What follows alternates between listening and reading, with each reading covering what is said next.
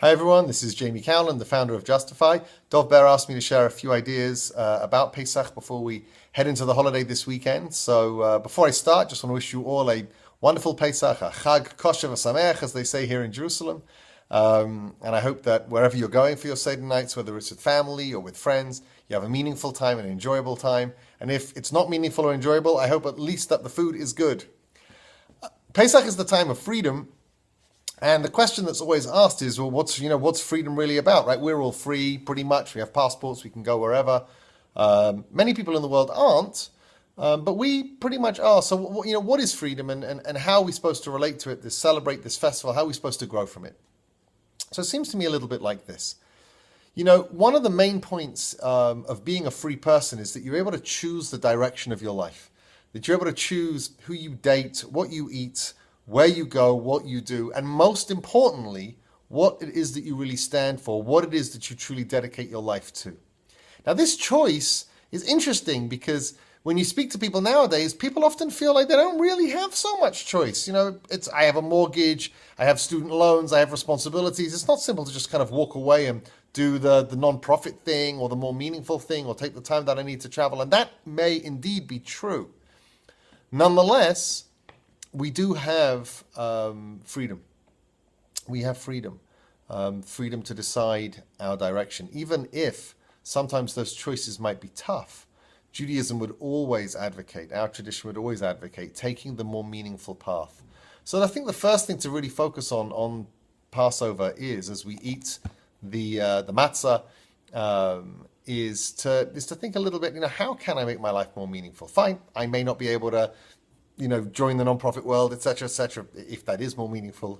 Maybe it's debatable sometimes, but I may not be able to do that. But how can I make my life more meaningful? What can I do to express the freedom that I really have to be a better person, a deeper person, to live a more meaningful, fulfilled life? How can I make that happen for myself?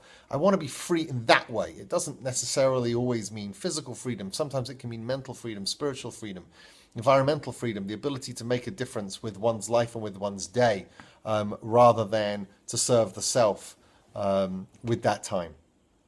The second idea that I think is really cool is the idea of matzah. Now, this may be an idea many of you have heard before, but matzah is unleavened bread. It's bread that doesn't rise. And on some level, it represents ego or the lack of ego. Why? Well, one idea might be like this. In order to make choices to live a more meaningful life, to have the guts to walk away perhaps from to walk away from success in the eyes of one group of friends and towards a more deeper type of meaningful oriented success, perhaps of other friends or other philosophies, it takes a certain lack of ego. It's important to realize what's truly important. As the Jews left Egypt, they ran for their lives towards life in the desert.